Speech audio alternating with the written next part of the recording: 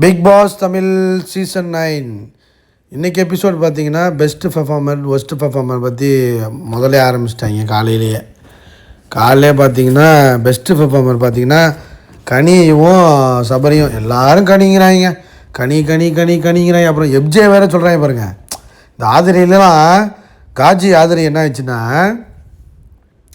அவன் வந்து ரொம்ப இதாக கோவப்படுறானா இது பண்ணுறான்னா அவன் அமைதியை பார்க்குறதுக்காக அவங்கள கேப்டன்ஷிப்புக்காக அவங்கள நாமினேட் பண்ணுறாங்க. பெஸ்ட்டு பெர்ஃபார்மர் அது என்னென்ன ட்விஸ்ட் அடிக்கிறாங்க நீங்கள். அப்புறம் வாட்டர்மெலன் சார் தான் கொஞ்சம் ஓவராக பண்ணியிருந்தார்.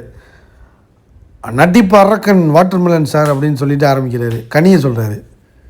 ஆள் என்னாச்சுன்னா பாருவுக்கும் வாட்டர்மெலனுக்கும் கொஞ்சம் முட்டல் இப்போ தான் முட்டை ஆரம்பிச்சிருக்கு.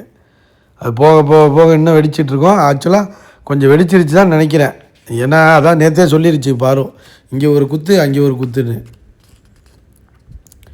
கேவலமாக தான் இருக்குது. என்ன பண்ணுறது, ஒன்றும் சொல்ல முடியாது. கனி சபரிக்கு இந்த பாரு இருக்குது பாருங்கள், அதுதான் சரியான கேமராச்சா. அது என்ன பண்ணுது, கனிக்கு ஒரு கனியை வந்து ஆப்போசிட்டாக பேசிட்டு கனிக்கு ஒரு ஜால்ரா, பக்கா ஜால்ரா போட்டுச்சியா, முரட்டு ஜால்ரா கனிக்கலாம். என்ன ஜால்ரா அது சொல்லுது. அவங்க வந்து ஒரு ஸ்ட்ராங் உமன், இந்த உமன் அந்த உமன் சொல்லுது, அதனால் நீங்கள் வரணும் அப்படின்னு. எப்படி என்னென்ன கூத்தடிக்கிறாங்க பாருங்க. என்னத்தை சொல்கிறதுன்னு தெரில எனக்கு. ஐயோ கனியை போய் பெஸ்ட்டு பெர்ஃபார்மர் ஆகியிருக்காங்க. அப்புறம் சபரியை பெஸ்ட்டு பெர்ஃபார்மர் ஆகிட்டாங்க.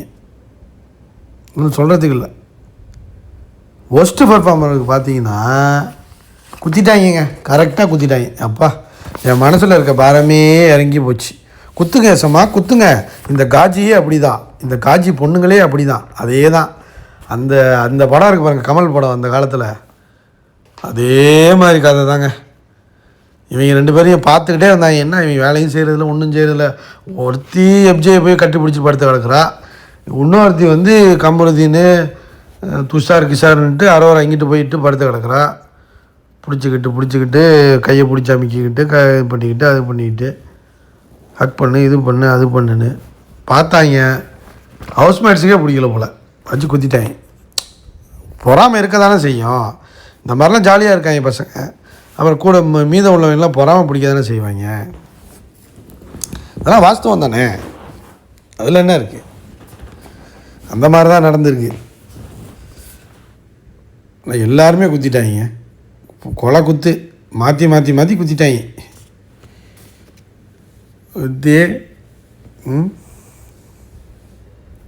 ஆனால் ஒஸ்ட்டு தான், 2 பேரும் ஒஸ்ட்டு தானே. அப்புறம் தூக்கி ஜெயிலில் போட்டாங்க. அரோரா ஆதிரை போ, உள்ளே போ, ஜெயிலுக்கு போ அப்படிங்கிற மாதிரி அடித்து துரத்திட்டாங்க.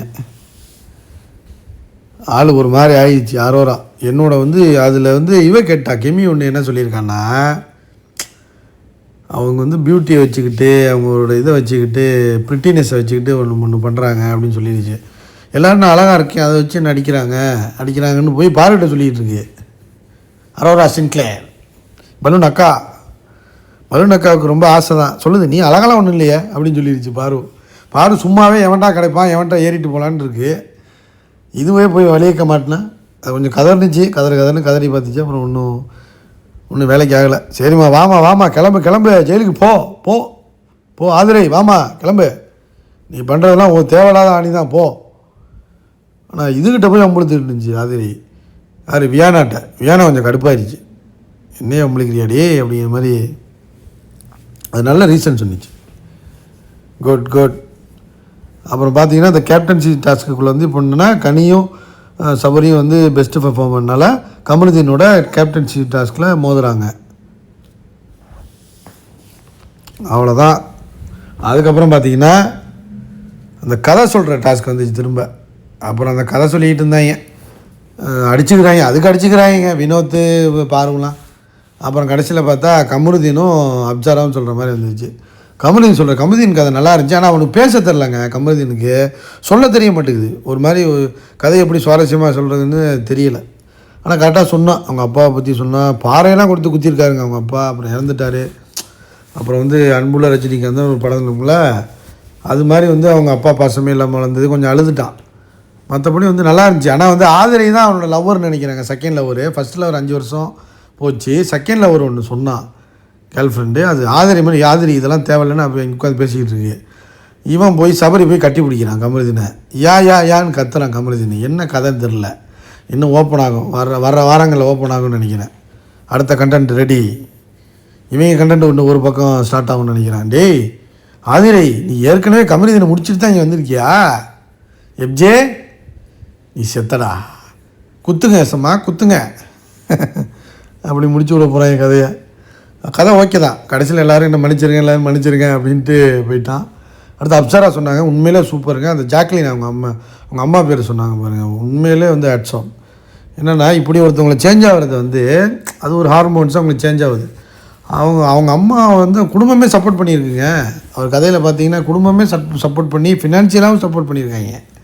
சப்போர்ட் பண்ணி அனுப்பி விட்ருக்காங்க. எங்கே தாய்லாண்டுக்கு அனுப்பி அங்கேருந்து ஆப்ரேஷன்லாம் பண்ணி சேஞ்ச் ஆகி வீட்டிலே வச்சுருந்துருக்காங்க.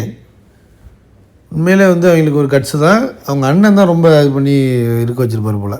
எதுக்கு நீ போகணும், இதெல்லாம் ஒரு இயற்கை தானே அப்படின்னு சொல்லி இருக்க வச்சுருக்காங்க. உண்மையிலே குட், நல்ல ஒரு இது தான், சூப்பராக இருந்துச்சு.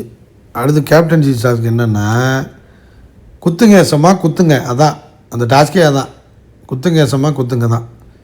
என்ன குத்துங்க ஏசமா குத்துங்க ஏசமானா 3 பேரோட போர்டு இதை வச்சுருவானுங்க, பொம்மையை. 3 கத்தி. யாருக்கு வந்து 3 கத்தி குத்தப்படுதோ அவங்க வந்து ஆட்டை தொட்டு வெளில போயிடுவாங்க. ஆனால் அவங்க குத்துறத அந்த நபர் பார்த்துட்டா அவுட். அவங்க அது செல்லாது, அதுக்கப்புறம் அவங்க யூஸ் பண்ண முடியாது அந்த கத்தியை. அதே மாதிரி யார் லீஸ்ட்டாக அது குத்து வாங்கியிருக்காங்களோ அவங்க வந்து கேப்டன் ஆகிடுவாங்க. ஸோ இதை வேணும்னே வச்சுருக்காங்க, 2 நாள் போட்டு ட்ராக் பண்ணி இழுக்கிறதுக்காக. அது மட்டும் நல்லா தெரியுது.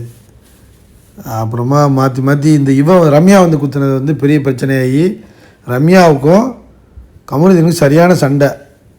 ஒன்றெல்லாம் போய் அண்ணன் சொன்னேன் பாரு, என்ன நானே செருப்படிச்சுக்கணும்னு சொன்னோன்னே இவன் கடுப்பாயிட்டான். டேய் என்ன ஓரா பேசுகிற ரம்யா, வாய் உனக்கெல்லாம் வாய் தான் அப்படின்னு பேசி, அப்புறம் சுபிக்ஷா பிள்ளை வேறு, சுபிக்ஷா இவன் கடுப்பாயிட்டான். கடுப்பாக எவ்வளோ கேவலமாக இருக்காங்க பார்க்குறேன் அப்படின்ட்டு இவன் பாத்ரூம் போயிட்டு வந்தான். வந்து பிரச்சனை பண்ணால் பரவாயில்ல பிக் பாஸ், நான் வெளில போகிறேன், நோ ப்ராப்ளம், எவ்வளோ கேவலமாக அவங்க ஆடுறாங்கன்னு வெளில பார்க்கட்டும் அப்படின்னு சொல்லி ஓகேன்னு வெளில போயிட்டான். அதுக்கப்புறம் கனிக்கும் சபரிக்கும் தான் போட்டி. அதில் பிரவீன் ராஜ் போய் குத்திட்டான், சபரி நைஸாக போய் குத்திட்டான் கனிக்கு.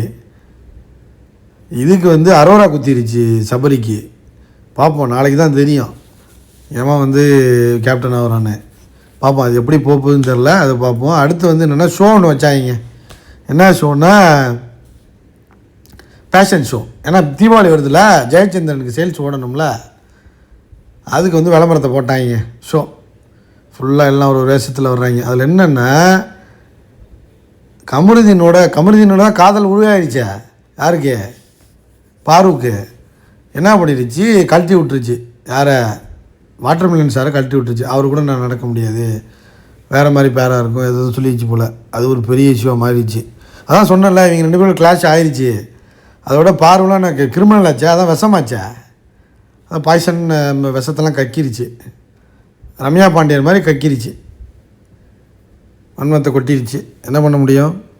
அப்புறம் எல்லாம் நல்லா பண்ணாங்க. எப்ஜேவும் ஆதிரையும் அதான் எதில் காதல் மோதலாக இருந்து காதலாக இருக்குல்ல, அதான் சூப்பராக பண்ணிட்டாங்க.